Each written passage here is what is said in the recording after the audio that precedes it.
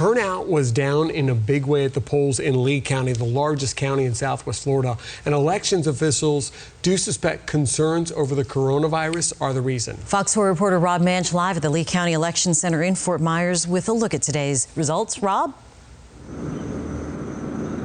Well, the results here in Lee County are reflective of pretty much the rest of the state. Joe Biden won Lee County with a pretty comfortable lead at about 60% of the vote. But surprisingly, Mike Bloomberg actually pulled in more than 13% of the vote, and that may have had to do with the large number of mail-in ballots that were cast. Only about 21,000 people actually made it physically to the polls today. Compare that to about 80,000 people who mailed in their ballots. The final turnout was actually down 15% from expectations.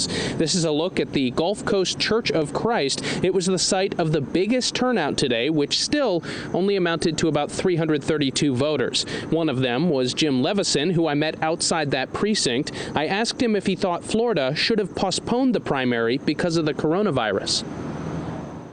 Well, there's pluses and minuses for both arguments, I think, but by postponing it, things are probably going to get worse, in my opinion. So it's maybe going to be harder to hold them later on.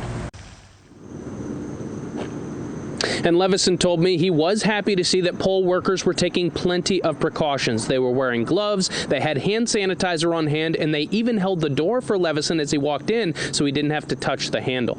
In Fort Myers, Rob Manch, Fox 4 in your corner.